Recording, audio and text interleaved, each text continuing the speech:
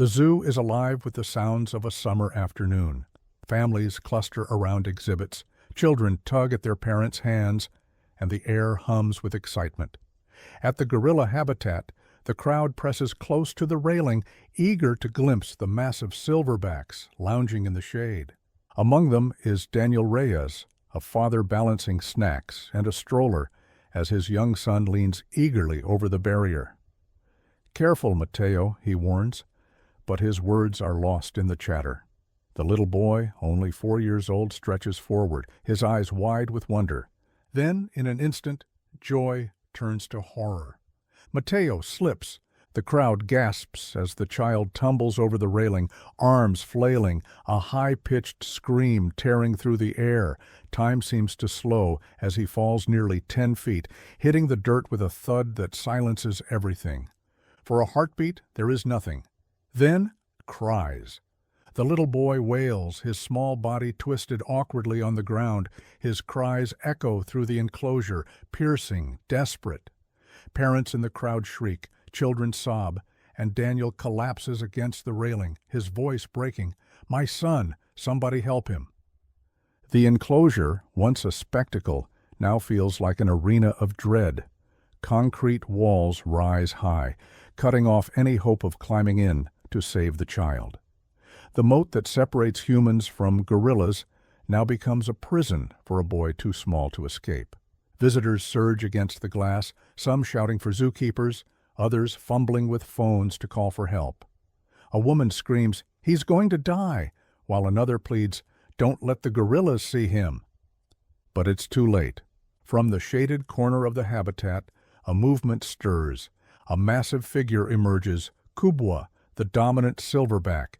His head rises slowly, his dark eyes locking on the sound of the cries. The ground seems to tremble beneath his weight as he lumbers forward, each step deliberate, powerful. The crowd screams rise in pitch. Mothers clutch their children. Fathers bang helpless fists against the glass. Daniel's voice cracks with terror. "Please, somebody do something." Inside, little Mateo sits frozen, his tear-streaked face turned upward. His body shakes violently, his cries breaking into hiccuping sobs. He doesn't move. He can't. And still, Kubwa approaches. His shoulders ripple with muscle, his massive fists pounding the dirt as he closes the distance. The sound reverberates through the air, deep and primal. Every instinct in the human onlookers screams the same truth. A silverback gorilla can crush a grown man in seconds. What chance does a child have? Visitors pray aloud, some turning away, others unable to look anywhere else. Phones rise, recording shaky footage as the scene unfolds in real time. Mateo's sobs echo in the enclosure, small and helpless. Kubwa towers closer, his shadow stretching across the dirt until it swallows the trembling boy whole. The child looks up at the giant, eyes wide, tears still falling, and in that moment, as terror grips every heart in the crowd, the world holds its breath. The cries of little Mateo Reyes echo across the gorilla enclosure, shrill and helpless. He sits in the dirt, clutching his scraped knee, tears streaming down his face.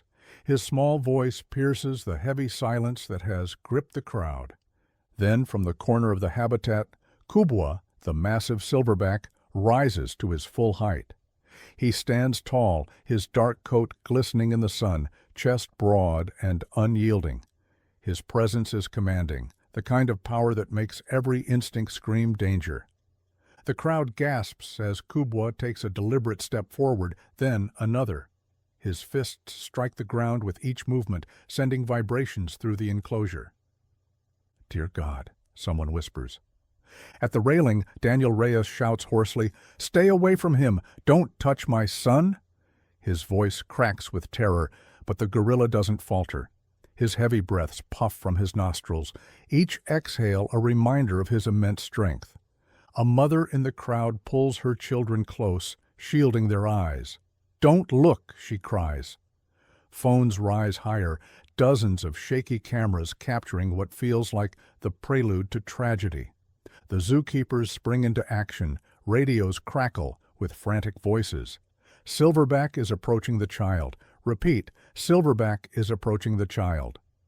Inside the enclosure, Mateo sobs louder, his tiny arms reaching upward in instinctive desperation. His small body trembles violently, his cries mingling with the pounding rhythm of Kubwa's fists. The silverback stops just a few feet away.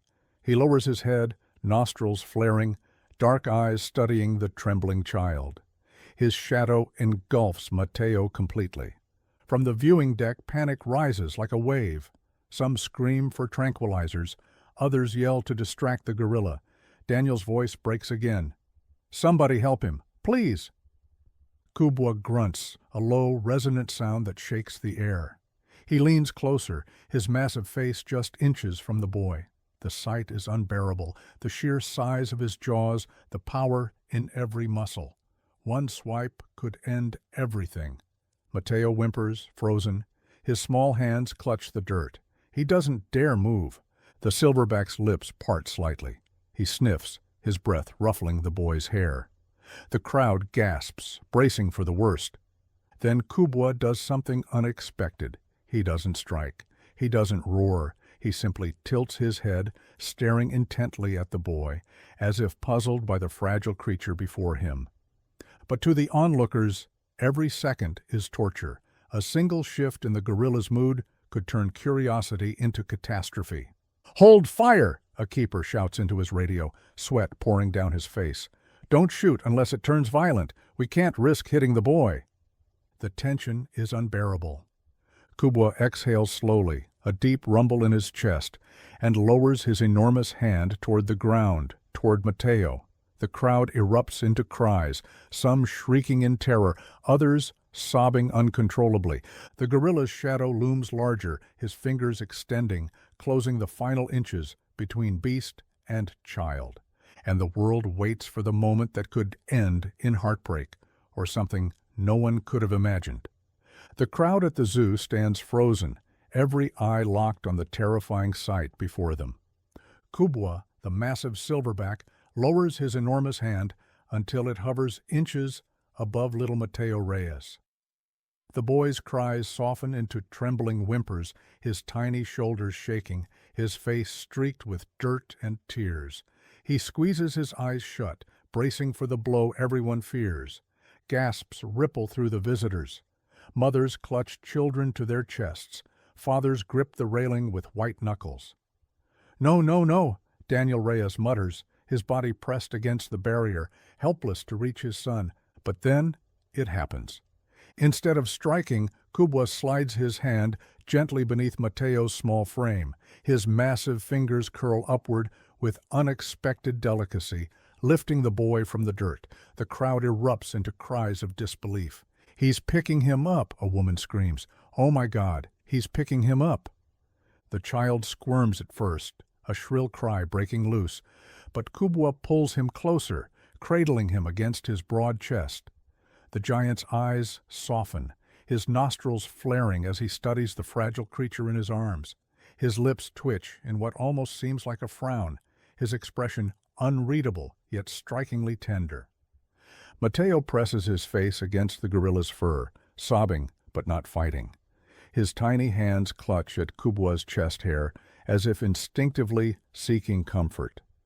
The entire zoo falls into stunned silence. Visitors record with trembling phones, their voices trembling too. He's holding him like a baby," one man breathes. Another whispers, "This is impossible." Inside the control room, zookeepers freeze in shock. "I don't believe this," one murmurs into his radio. "He's protecting him." Kubwa sits down heavily on the ground, positioning Mateo carefully on his lap. His giant arm curls protectively around the child, shielding him from the noise of the panicked crowd. He grunts softly, almost reassuringly, rocking slightly as the boy quiets into hiccuping sobs. From the railing, Daniel's tears stream freely. His voice shakes. "Please, please let him go." But to everyone watching, it becomes clear that the gorilla isn't attacking. He's guarding. Mateo lifts his face, his wide eyes staring up at the creature holding him. For a moment, the boy's sobs pause, his tiny hand reaching up to brush against Kubwa's chest. The silverback blinks slowly, his massive head tilting as if acknowledging the touch. The moment is surreal. A child in the arms of a beast that could crush him effortlessly, yet instead the giant shelters him, his power tempered by a strange, gentle restraint. Visitors whisper through tears. He knows the boy is helpless. Still, the danger remains. One wrong noise, one sudden move, and everything could change. The keepers exchange nervous glances. Radios buzz with urgent voices. We need a plan. If we move too fast, it's over. But for now, the crowd watches, breathless. Because, against every expectation, a silverback gorilla is holding a child not as prey, but as something far more fragile, something he seems determined to protect. The scene teeters between miracle and disaster. Kubwa, the massive silverback, sits calmly in the enclosure, cradling little Mateo Reyes against his chest. The boy clings to him weakly, his sobs quieting to shallow breaths. The gorilla's arm rests like a fortress around the child, a wall of muscle that could destroy or protect in an instant. Above, the crowd trembles in stunned silence. Some cry openly, others whisper prayers. Daniel Reyes grips the railing so hard his knuckles whiten, his voice cracking as he pleads, "Please, just bring my son back." Inside the control room, chaos reigns. Radios buzz with conflicting orders. "We need tranquilizers," one keeper argues. Another shakes his head fiercely. "Number. If we dart him now, he could crush the boy before he collapses." The debate rages, but time is running out. Finally, the head zookeeper makes the call. We go with food, calm gestures, slow movements. We get him to the holding gate. The plan is risky. Too much noise or sudden motion could startle Kubwa. But there is no alternative. Keepers step quietly into the secondary section of the habitat. Their hands carry bunches of fruit, carefully chosen, sweet mangoes, ripe bananas. They move slowly, deliberately, speaking in low tones. "Kubwa," one calls gently, his voice steady despite the tension. "Come, boy. Over here. Good boy." The crowd holds its breath as the gorilla's ears twitch at the sound. His massive head turns toward the keepers, his dark eyes narrowing. He grunts, a deep warning rumble, pulling Mateo closer. The child lets out a frightened whimper, burying his face against the silverback's chest. "Don't push him," another keeper warns. "Let him come at his pace." Minutes stretch like hours. Kubwa stares at the fruit, then back at the keepers. His body shifts uneasily, protective instincts clashing with curiosity. The crowd whispers nervously. Daniel shouts from above, his voice raw, "Please, Kubwa, please!" Then, movement. The gorilla rises slowly, Mateo still clutched securely in his arms. The sight sends a ripple of gasps through the onlookers. Each step shakes the ground, deliberate, heavy. The keepers retreat carefully toward the holding gate, leaving a clear path. They set down fruit along the way, backing off to give space. Kubwa sniffs, then lowers himself onto all fours, still cradling the boy. His massive hand plucks a banana from the dirt. He chews slowly, never loosening his grip on Mateo. The gate looms closer. The keepers exchange tense glances. Almost there, steady. At the threshold, Kubwa pauses. His eyes flick to the humans waiting, then down at the child in his arms. The tension in the air is suffocating. And then, with an almost deliberate motion, he lowers Mateo onto the ground near the gate. The boy whimpers but does not cry. Kubwa lingers for a heartbeat, his massive hand hovering protectively above the child.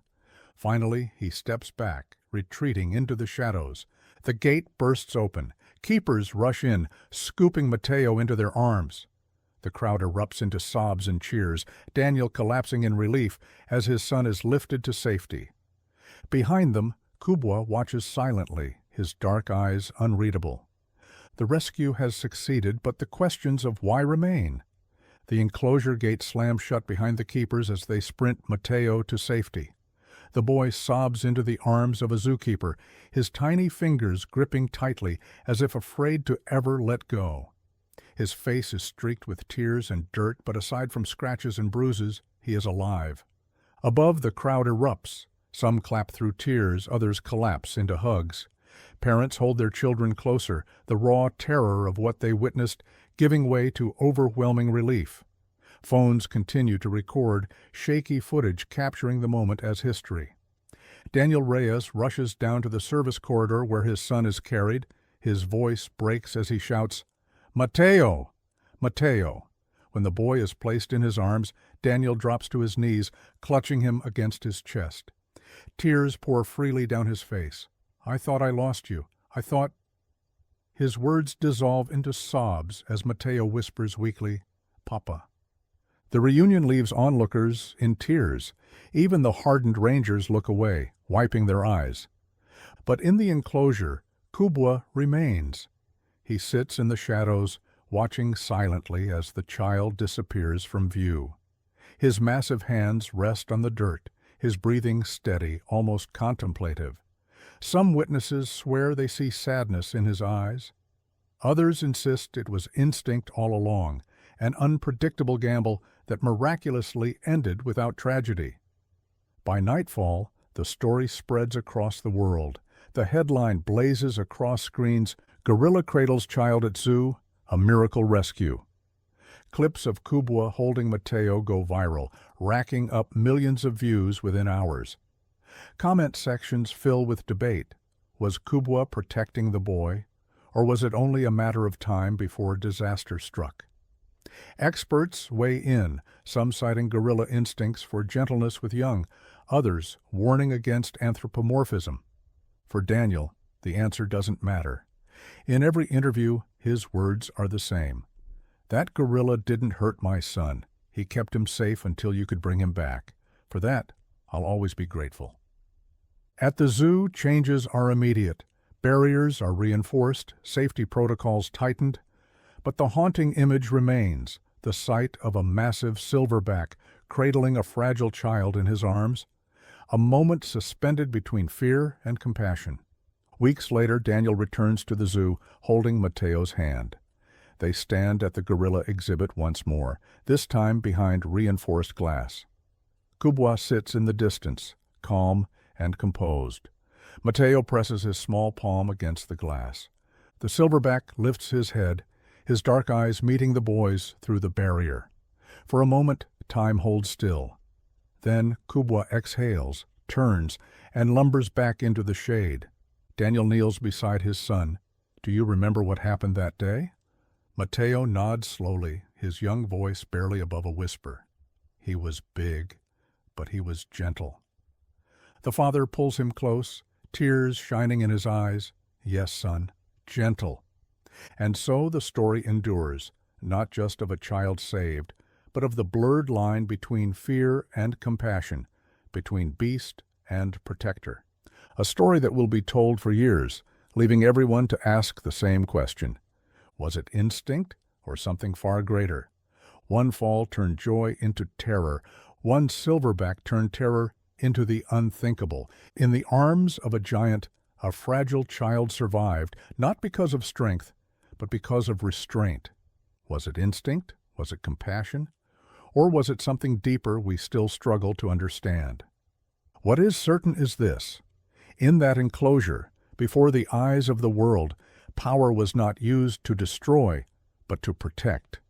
If this story gripped you, if it made you rethink the boundaries between humans and the wild, please like, share, and subscribe for more true stories that leave you questioning everything you thought you knew.